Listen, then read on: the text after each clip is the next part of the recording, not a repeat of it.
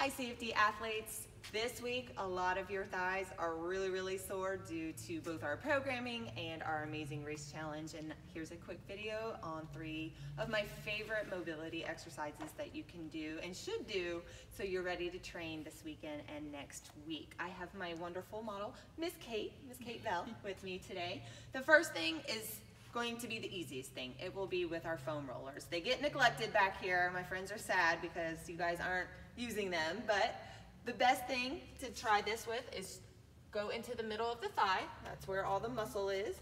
And you can just go onto your hands if you wish, or if your shoulders are real tired, you can come down to your elbows. I like to focus on 2 or 3 inches on the top, and then when I'm ready, go down toward the kneecap. The important part is that you're not going over the knee. There's no need for you to do that. If you'd like to focus on one leg, like one's a little tighter than the other, you can come up, push one to the side, and then makes it a little more intense. But as you're doing this, the key is to breathe deeply. The more deeply you can breathe, the more pressure you can apply. If you find that you're holding your breath, then that's a little too intense. You need to ease up a little bit. The other thing we can try, and it might be a little easier, especially if you've done a workout and you're just really exhausted and holding yourself in that plank position is too much, is you can grab a barbell. I suggest a 35-pound. No need to grab the 45-pound because you can still apply pressure. But you see Miss Kate has this in the middle of her thigh again. That way she can kind of guide it where she wants it. Her hand's holding the inside of the barbell because the end of the barbell moves by its side.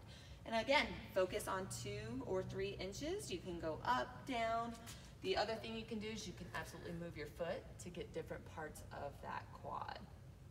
I like to do all of these exercises at least 2 or 3 minutes at a minimum, but there's no need to really do more than 5 minutes on each side. All right, we'll put that to the side. The last thing is one of my favorite stretches.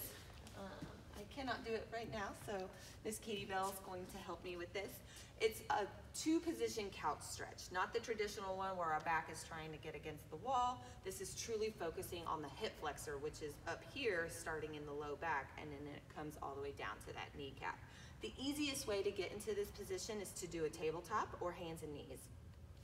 She'll take the leg that she wants to focus on first and put that flat against the wall as much as she can with the knee close to the wall and the foot flat. If she wants, she can bring the opposite leg a little bit forward. Oh, go ahead and put it down, but then make the foot flat. There we go. So I don't know if you want to come around, Miss Jackie. So we'll focus on this.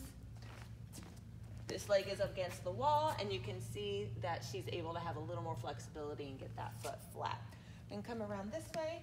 The focus of this particular stretch is really activating the glute. So she's going to squeeze her glute and her hip 20 times. That's going to get a very nice stretch.